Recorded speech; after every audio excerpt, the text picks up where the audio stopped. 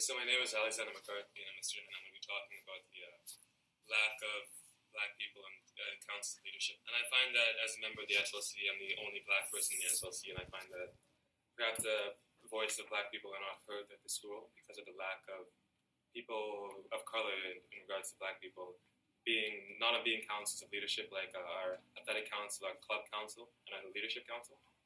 And I find that perhaps the reason as to why they're not on these councils is because when I came, I saw almost no black people on the student council, on councils of like VPAC or club council. And I find that coming into a school like that and not seeing your ethnicity or your academic stream represented on the council, you may be discouraged to join this council because you find that perhaps you have no place there and that you are not supposed to be there because no one of your color is already there.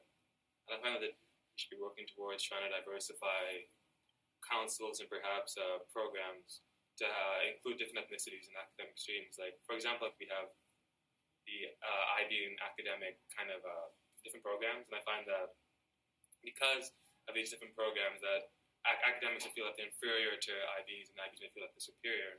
And I've heard personally from academics that they find that they should not be on councils because they're going to lose to IBs anyway, so why try out? And I find that we should be working towards trying to get this kind of stigma of inferiority away from schools and try to have it more balanced and that they want to be more involved. Hi, I'm Erin, and the issue I'll be talking about today is the lack and or terrible quality of bike lanes in Burlington. I am a new cyclist, and the first couple times on the road for me were terrifying because there was nothing separating me and cars. The first reason that this is an issue is because it's scary. It's scary for cyclists to be riding on the road right next to cars who are whizzing by them, not even paying attention. The second reason is cars are significantly closer to riders when there are no bike lanes, making it more dangerous, especially for new riders who have trouble riding straight. Cars have enough to worry about on the road anyways. Cyclists have a hard time riding straight, and there have been accidents where they get hit and get killed or severely injured. It is not only dangerous for riders, but drivers and pedestrians as well. Some may believe that bikers do not belong on the road, that roads are only for cars. I strongly disagree. Road bikes are built for roads, and cyclists and triathletes race on the road, so they need to train accordingly. This needs to change. Adding bike lanes doesn't only benefit riders, but it would decrease health costs. Maybe we can start with the busy roads and go from there. I hope to see things change and get positive results that make the road safer for cyclists, drivers, and pedestrians. Hi, I'm Max. I'm here to talk about art. Now, there are some governments that deem art non-essential. And people who do these art that can't afford it should go and get real jobs. Why should we have to pay for these people? Well, it's very simple. Think of the greatest civilizations to have ever existed. Egypt. Look at their pyramids. Huge, great architectural achievements. However, also great big sculptures. And what's inside them? Hieroglyphs, the oldest form of writing besides Sanskrit, which also used images. And it's filled with art, depictions of great gods, and all of their words had symbols. Take a look at Greece.